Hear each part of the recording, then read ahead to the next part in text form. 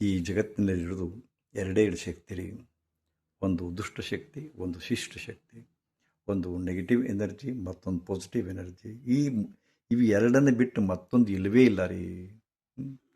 ಎಲ್ಲಿ ಹೋಗ್ತೀವಿ ಇದು ಎರಡೂ ನಮ್ಮ ಹಿಂದೆ ಇದ್ದಾವೆ. ಮತ್ತು ಎರಡೂ ಇದ್ದಾಗ ಎಲ್ಲವೂ ಪೂರ್ಣ ಆಗ್ತದೆ. ಅದೊಂದು ಅರ್ಧ ಇದೊಂದು ಅರ್ಧ ಕೂಡ್ಕೊಂಡು ಎರಡು ಅರ್ಧ ಕೂಡ್ಕೊಂಡು ಪೂರ್ಣ ಆಗ್ಯದ. ಇಲ್ಲಿ ಯಾವಾಗ ನಮಗೆ ಒಂದು ಆಪಾದನೆ ಬರುತ್ತಪ್ಪ ಅಂದರೆ ಆಪಾದನೆ ಅಂದ್ರೆ ಏನು? ರಾಕ್ಷಸ ಅಂತ ಹೇಳಿದಾಗ ಇರೋ 50% 60% ನೆಗೆಟಿವ್ ಎನರ್ಜಿ ಜಾಸ್ತಿ ಇದ್ರೆ ಅದಕ್ಕೆ ರಾಕ್ಷಸ ಅಂತಾರೆ ಅವ್ರಿಗೆ. ಅದೇ ಎರಡು ದ್ವಿದಳ ಎನರ್ಜಿ ಒಳಗೆ ಒಂದಿಷ್ಟು ಶಿಷ್ಟ ಶಕ್ತಿ ಅಂದರೆ ಪಾಸಿಟಿವ್ ಎನರ್ಜಿ ಜಾಸ್ತಿ ಇದ್ರೆ ದೇವರಂತಾರೆ. ಇದೇ ಆಗ್ತಾ ಇರೋದು.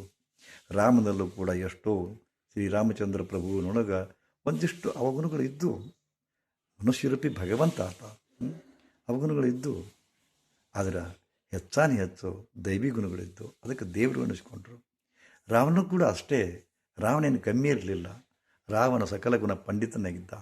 ಎಷ್ಟು ಗ್ರಂಥಗಳನ್ನು ಬರೆದಿದ್ದಾನೆ. ರಾವಣ ಸಂಹಿತ ಓದ್ರಿ ನೀವು, ಎಷ್ಟು ಅದ್ಭುತ. ಮಹಾ ತಪಸ್ವಿ ಆತ, ಬಹುಕಾಲ ಬದುಕಿದವ, ಮಹಾಶೂರ ಮತ್ತು ಏಕಪತ್ನಿ ವೃತಸ್ಥ.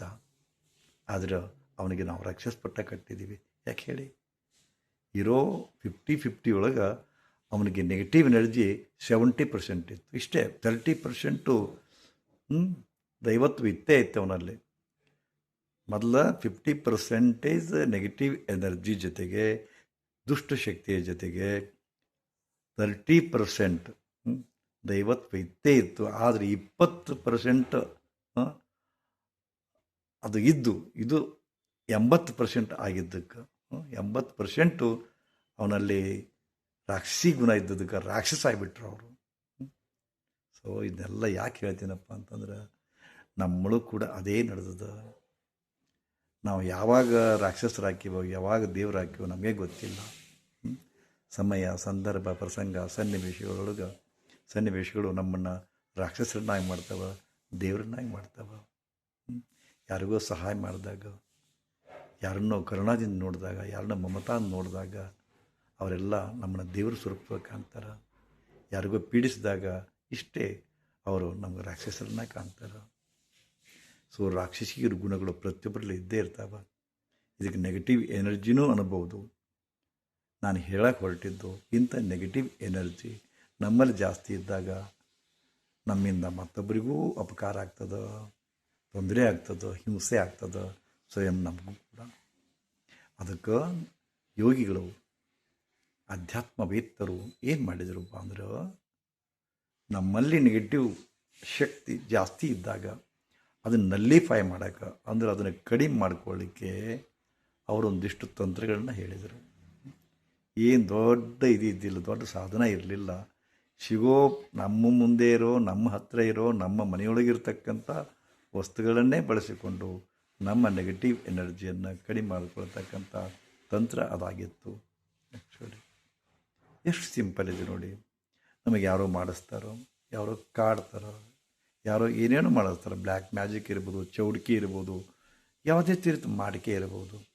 ಆವಾಗ ನಾವು ಅಂದುಕೊಂಡ ಕೆಲಸ ಆಗೋದಿಲ್ಲ, ಯಾರೂ ನಮ್ಮನ್ನು ಲೈಕ್ ಮಾಡೋದಿಲ್ಲ, ವ್ಯವಹಾರ ಸರಿಯಾಗೋದಿಲ್ಲ, ಈ ಥರ ನಡೀತದೆ. ಈ ಥರದ ಸಂದಿಗ್ಧ ಪರಿಸ್ಥಿತಿಯೊಳಗೆ ನೀವು ಇದ್ದಾಗ ಈ ಸಣ್ಣ ಒಂದು ತಂತ್ರವನ್ನು, ಸುಲಭ ತಂತ್ರವನ್ನು ಮಾಡಿ. ಏನು ಮಾಡಬೇಕು? ಬೆಳಗಿನ ಇದನ್ನು ಶನಿವಾರ ಮಾಡಬೇಕು. ಶನಿವಾರ ಅಥವಾ ಮಂಗಳವಾರ ಬೆಳಗಿನ 9 ಗಂಟೆ ಸುಮಾರು, ಪರ್ಟಿಕ್ಯುಲರ್ಲಿ 8ರಿಂದ 10 ಅಂತ ತಿಳ್ಕೊಳ್ಳಿ. 8ರಿಂದ 10 ಕಾಲದೊಳಗೆ ಪಶ್ಚಿಮ ಮುಖ ಮಾಡಿ ನಿಲ್ರಿ. ಆವಾಗ ಸೂರ್ಯನ ಛಾಯೆ ನಿಮ್ಮ ಬೆನ್ನ ಮೇಲೆ ಬೀಳ್ತದೆ. ಇದರಿಂದಾಗಿ ನಿಮ್ಮ ನೆರಳು ನಿಮ್ಮ ಮುಂದೆ ಭೂಮಿ ಮೇಲೆ ಬೀಳ್ತದೆ. ಈಗ ನಿಮ್ಮ ನೆರಳಿನ ಮಧ್ಯಭಾಗದ ಸ್ವಲ್ಪ ಮೃತ್ತಿಕೆಯನ್ನು, ಅಂದರೆ ಮಣ್ಣನ್ನು ಕಲೆಕ್ಟ್ ಮಾಡಿಕೊಳ್ಳಿ. ಹೆಂಗೆ ಅನ್ನೋದು ಸ್ವಲ್ಪ ಕನ್ಫ್ಯೂಷನ್ ಆಗ್ತದೆ. ಕನ್ಫ್ಯೂಷನ್ ಭಾಳ ಆಗ್ತದೆ.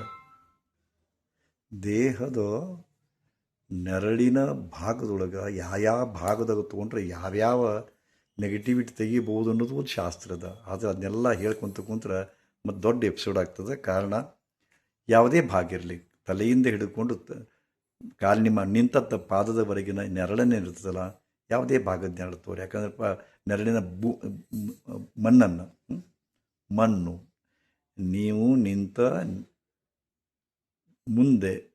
ನಿಂತ ಸ್ಥಳದಿಂದ ಮುಂದೆ ಬಿದ್ದಂಥ ನಿಮ್ಮ ನೆರಳು, ಆ ನೆರಳಿನ ಯಾವುದಾದ್ರೂ ಭಾಗದ, ಅಂದರೆ ಕೈಯ ಭಾಗ ಆಗಲಿ, ಕಾಲು ಭಾಗ ಆಗಲಿ, ಹೊಟ್ಟೆಯ ಭಾಗ ಆಗಲಿ, ಅವ್ರು ಹೇಳ್ತಾರೆ ಹೊಟ್ಟೆಯ ಮಧ್ಯಮ ಭಾಗ ಭಾಳ ಚಲೋ ಅಂತ ತಿಳ್ಕೊಂಡು ಬಿಟ್ಟರೆ ನೀವು ಯಾವುದಾದ್ರೂ. ಯಾಕಂದರೆ ನಿಮಗೆ ರೇಜಿಗೆ ಆಗುತ್ತದೆ, ಮುಂದೆ ಭಾಗ ತೊಗೋಬೇಕಲ್ಲ, ಹಾಗೆ ಹೀಗೆ.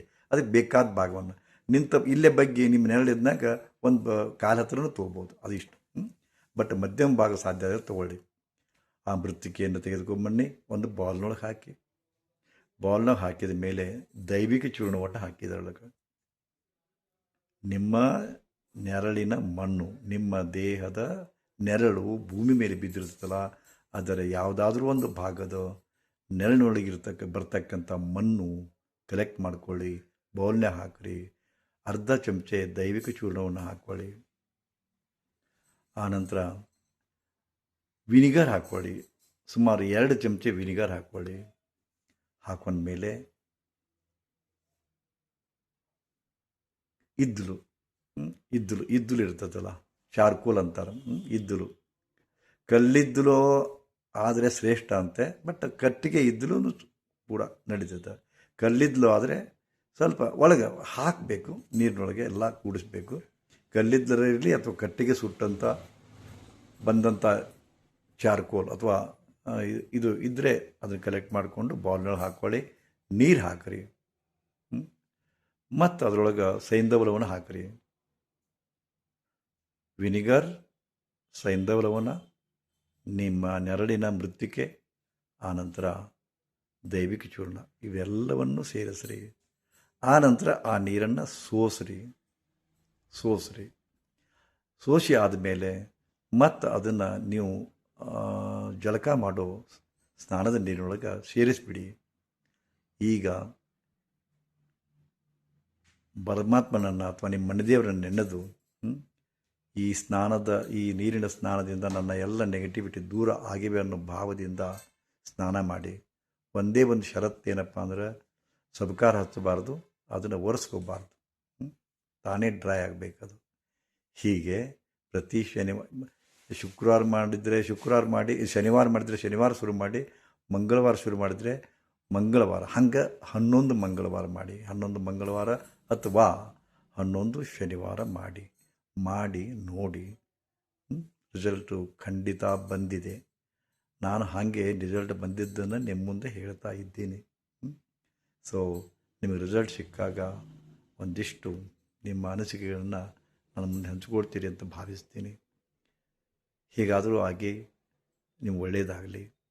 ನೀವು ಸದ್ಯಕ್ಕೆ ಯಾವ ಕಷ್ಟದಲ್ಲಿದ್ದೀರೋ, ಯಾವ ಸಂಕಷ್ಟದಲ್ಲಿದ್ದೀರೋ, ಯಾವುದು ನಿಮ್ಮನ್ನು ಕಾಡ್ತಾ ಇದೆಯೋ ಆ ಬಾಧೆಯಿಂದ ದೂರವಾಗ್ರಿ. ಆ ಕಷ್ಟದಿಂದ ಪಾರಾಗಿ ನೀವು ಸುಖವನ್ನು ಪಡೀರಿ ಅಂದುಕೊಂಡು ನಿಮಗೆ ಆಶೀರ್ವಾದ ಅಂತ ಹೇಳಿದ್ರೆ ಕೆಲವೊಂದು ರೇಜಿಗೆ ಆಗುತ್ತೆ ಮತ್ತೆ. ಸೊ ನಿಮಗೆ ಶುಭ ಹಾರೈಸಿ. ಶ್ರೀ ಗುರುದೇವ್.